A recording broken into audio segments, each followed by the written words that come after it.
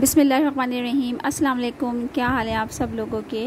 मुझे उम्मीद है कि आप लोग जहाँ भी होंगे मज़े में होंगे और अल्हम्दुलिल्लाह हम लोग भी ठीक ठाक हैं। और ये टाइम जो है ये है मगरिब के टाइम, मतलब अज़ान बस होने ही वाली थी ना, मगरिब का वक्त हो रहा था। तो ये बाहर का व्यू है, थोड़ा थोड़ा सा अंधेरा हो रहा है क्योंकि अज़ान का वक्त होने वाला था मगरिब का। और जो है मैंने सोचा आप लोगों को दिखा दूँ। और ये जो है मेरा रूम। और वैसे नॉर्मली ऐसे ही होता है कि मैं असर और मगरिब के दरमियान जो है मतलब असर की नमाज़ पढ़ के, तो आजकल तो वैसे ही टाइम इतना शॉर्ट हो गया है, असर के फ़ौरन बाद ही मगरिब हो जाती है। तो मेरी कोशिश ये होती है कि मगरिब के बाद मैं चाय पीती हूँ। वैसे भी चाहे गर्मी हो सर्दी हो, हम लोग ना नॉर्मली मगरिब की नमाज़ पढ़ने के बाद ही चाय पीते हैं।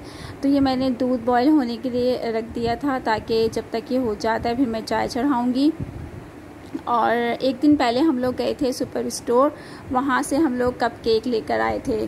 तो वैसे तो नॉर्मली हम लोग कप केक्स और ये जो बिस्किट्स वगैरह हैं ये घर पे रखते ही हैं ताकि लंच वगैरह में देने में थोड़ी आसानी हो जाती है। और कभी दिल चाहता है कुछ खाने का तो फिर इजीली अवेलेबल होता है घर पे ना।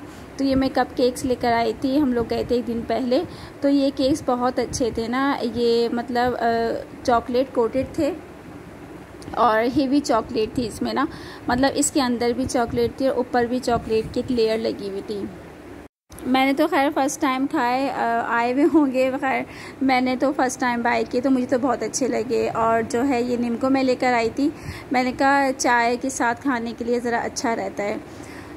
तो जनाब आजकल जो है, क्योंकि मैंने आपसे कहा कि मगरिब का टाइम बहुत जल्दी हो जाता है और फिर मगरिब की नमाज़ से फ़ारिग होके इशा का वक्त नहीं जल्दी गुजर जाता है, क्योंकि सर्दियों की आमद है ना।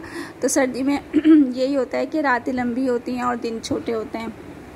तो यहाँ मैं निम्को निकाल रही थी चाय के साथ लेने के लिए, क्योंकि चाय मुझसे आपको पता है कि खाली नहीं पी जाती, उसके साथ कुछ ना कुछ होना लाजमी है।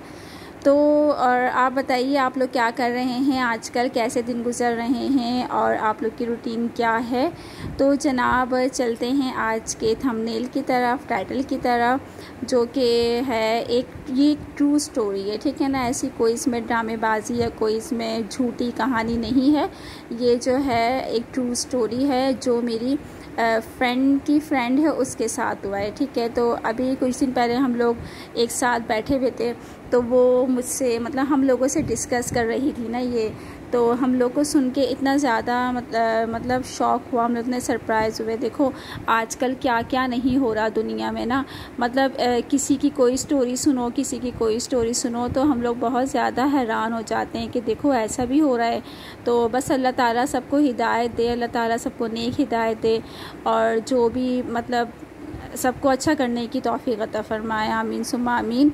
तो स्टोरी एक्चुअली ये है कि मेरी फ्रेंड की जो फ्रेंड है, सही है, तो उसकी शादी मतलब कम एज में ही उसकी शादी हो गई थी, इतनी ज़्यादा एज भी नहीं थी। आई थिंक उसकी ना 20 इयर्स में ही शादी हो गई थी। और थी भी बहुत, थी क्या है भी बहुत प्यारी वो। हस्बैंड भी अच्छा है माशाल्लाह से, मतलब बाय नेचर भी अच्छा था और बाय फेस भी अच्छा था। और फाइनेंशियली भी कोई मतलब कोई प्रॉब्लम नहीं थी, वेल इस्टेब्लिश था। तो खैर इन लोगों की आपस में शादी हुई, शादी होने के बाद भी बहुत अच्छे से ये लोग रहे। इसके 3 बेटे हुए ना, मेरी मतलब फ्रेंड की। अब मुझे उसका नाम तो एक्चुअली नहीं पता, तो मैं इसी तरह आपको बताऊंगी। उसके जो है 3 बेटे हुए और शादी को 8 इयर्स हो गए। हाँ आई थिंक 8 इयर्स हो गए ना शादी को। और इस 8 साल के दौरान उसके 3 लड़के हुए, ठीक है। और लड़के माशाल्लाह से बड़े भी हो गए।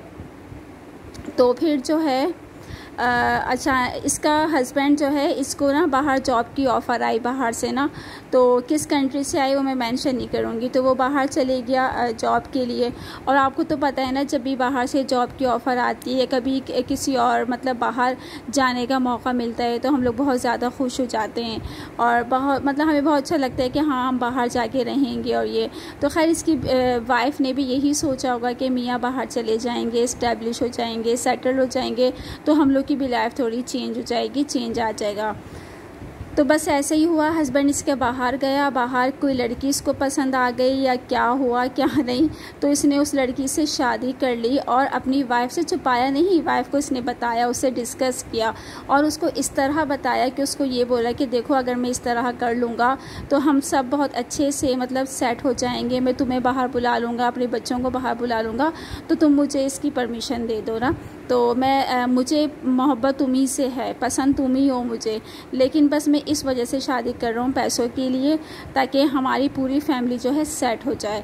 तो इसकी वाइफ भी ज़ाहिर है इसकी बातों में आ गई, उसने भी परमिशन दे दी। इस तरह उसने शादी कर ली और फिर शादी की कुछ अर्ज़ के बाद इसने आहिस्ता आहिस्ता अपने तीनों बेटों को बुला लिया। और जब इसकी बारी आई ना, इस लड़की की बारी आई बाहर जाने की, तो बारी आने का वो इंतज़ार ही कर रही थी। बारी आने के बजाय उसके जो डिवोर्स पेपर है वो बाहर से आ गए इसके पास। आप यकीन करें ये लड़की इतनी हैरान हुई, इतनी शौक इसको पहुंचा कि इतनी मेंटली डिस्टर्ब हो गई कि ये क्या, मेरी तो जाने की बारी थी अपने शौहर के पास, इसके बजाय उसने मुझे डिवोर्स पेपर भेज दिए। मतलब इतना बड़ा धोखा, उसने इतना बड़ा इसको धोखा दिया, इसका घर तबाह कर दिया। दूसरी शादी करके इसने अपना घर तबाह कर लिया इसके शौहर ने। तो खैर उसकी तो दिल से बददुआई निकली होगी, क्या क्या उसने बोला होगा, अल्लाह ताला उसको हिदायत दे।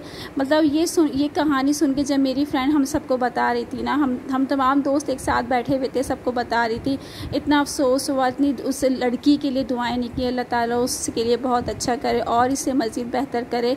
लेकिन देखें औलाद का दुख जो होता है ना, औलाद को भी उसने बुला लिया, औलाद से को उस लड़की से छीन लिया, प्लस उसने इतने साल की शादी, इतने साल का बंधन उससे तोड़ लिया अचानक धोखा देकर। तो बस आप समझ सकते हैं कि कैसा उसके दिल पे गुजर रही होगी। तो खैर इसको तो अल्लाह ही बेहतर जानता है कि अल्लाह किसके इंसाफ करेगा उस लड़की के साथ। बस बहुत अफसोस हुआ, मैंने सोचा आप लोग से ये स्टोरी शेयर करूं। तो अल्लाह हाफ़िज़।